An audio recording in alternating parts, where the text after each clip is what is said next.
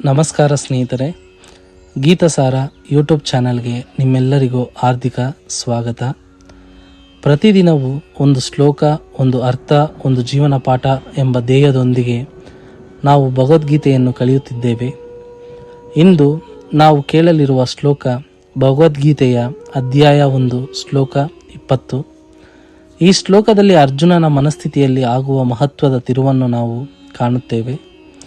ಶ್ಲೋಕ ಹೀಗಿದೆ: ಅಥ ವ್ಯವಸ್ಥಿತಾನ್ ದುಷ್ಟದ್ರಾತತ್ರ ರಾಷ್ಟ್ರಾನ್ ಕಪಿಧ್ವಜಃ ಪ್ರವೃತ್ತೆ ಶಸ್ತ್ರ ಸಂಪಾತೆ ಧನುರುದ್ಧಮ್ಯ ಪಾಂಡವಃ. ಶ್ಲೋಕ ವಿವರಣೆ. ಈ ಶ್ಲೋಕದ ಆರಂಭದಲ್ಲೇ ಒಂದು ಮಹತ್ವದ ಪದ ಬರುತ್ತದೆ, ಅತಃ. ಇದರ ಅರ್ಥ ಇದೀಗ, ಆ ಕ್ಷಣದಲ್ಲಿ, ಅಂದರೆ ಯುದ್ಧ ಶುರುವಾಗುವ ತುದಿಯಲ್ಲಿ ಏನಾಯಿತು ಎಂಬುದನ್ನು ಈ ಶ್ಲೋಕ ಹೇಳುತ್ತದೆ. ವ್ಯವಸ್ಥಿತಾನ್ ದೃಷ್ಟತ್ವ. ಅರ್ಜುನನು ತನ್ನ ಎದುರಿನಲ್ಲಿ ಸಜ್ಜಾಗಿ ನಿಂತಿರುವ ಧೃತರಾಷ್ಟ್ರರ ಪುತ್ರರನ್ನು ನೋಡುತ್ತಾನೆ. ಅವರೆಲ್ಲರೂ ಯುದ್ಧಕ್ಕೆ ಪೂರ್ಣ ಸಿದ್ಧರಾಗಿದ್ದಾರೆ. ಕಪಿಧ್ವಜ. ಅರ್ಜುನನ ರಥದ ಧ್ವಜದ ಮೇಲೆ ಹನುಮಂತನ ಚಿಹ್ನೆ ಇದೆ. ಇದು ಶಕ್ತಿ, ಧೈರ್ಯ ಮತ್ತು ಧರ್ಮದ ಸಂಕೇತ. ಪ್ರವೃತ್ತೆ ಶಸ್ತ್ರ ಸಂಪಾತೆ. ಎರಡು ಸೇನೆಗಳು ಶಸ್ತ್ರಗಳನ್ನು ಎತ್ತಿಕೊಂಡು ಯುದ್ಧ ಆರಂಭಿಸಲು ಸಿದ್ಧವಾಗಿರುವ ಕ್ಷಣ ಇದು.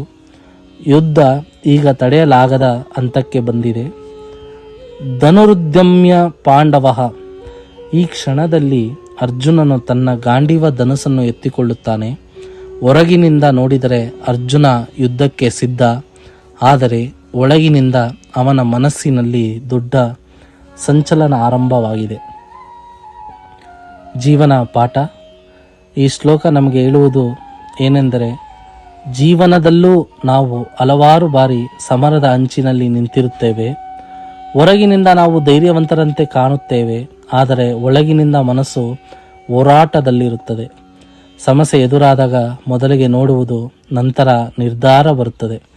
ಅರ್ಜುನನ ನಿರ್ಧಾರಕ್ಕೂ ಮೊದಲು ಅವನೊಳಗಿನ ಹೋರಾಟ ಇಲ್ಲಿಂದ ಆರಂಭವಾಗುತ್ತದೆ. ಚಿಂತನೆಗೆ ಒಂದು ಮಾತು: ಯುದ್ಧ ಭೂಮಿಯೇ ಆಗಲಿ, ಜೀವನವೇ ಆಗಲಿ, ನಿರ್ಣಯಕ್ಕಿಂತ ಮುಂಚೆ ಮನಸ್ಸು ಪರೀಕ್ಷೆಗೆ ಒಳಗಾಗುತ್ತದೆ. ಅರ್ಜುನನ ಈ ಕ್ಷಣವೇ ಮುಂದಿನ ಶ್ಲೋಕಗಳ ಮೂಲ. ಅಂತಿಮ ಮಾತು ಸ್ನೇಹಿತರೆ, ಇಂದಿನ ಶ್ಲೋಕದಿಂದ ನಾವು ಕಲಿಯಬೇಕಾದ ಪಾಠ: ಬಾಹ್ಯ ಸಿದ್ಧತೆಗಿಂತ ಒಳಗಿನ ಸ್ಥಿರತೆ ಮುಖ್ಯ. ಮುಂದಿನ ಶ್ಲೋಕದಲ್ಲಿ ಅರ್ಜುನನು ಕೃಷ್ಣನಿಗೆ ಮಾತನಾಡುವ ಕ್ಷಣವನ್ನು ನಾವು ನೋಡಲಿದ್ದೇವೆ. ಇಂಥ ಅರ್ಥಪೂರ್ಣ ಭಗವದ್ಗೀತೆ ಶ್ಲೋಕಗಳಿಗಾಗಿ ಗೀತಸಾರ ಚಾನೆಲ್ಗೆ ಸಬ್ಸ್ಕ್ರೈಬ್ ಮಾಡಿ, ವಿಡಿಯೋವನ್ನು ಲೈಕ್ ಮಾಡಿ ಮತ್ತು ನಿಮ್ಮ ಸ್ನೇಹಿತರೊಂದಿಗೆ ಹಂಚಿಕೊಳ್ಳಿ. ಒಂದು ಶ್ಲೋಕ, ಒಂದು ಚಿಂತನೆ, ಒಂದು ಜೀವನ ಬದಲಾವಣೆ. ಹರೇ ಕೃಷ್ಣ.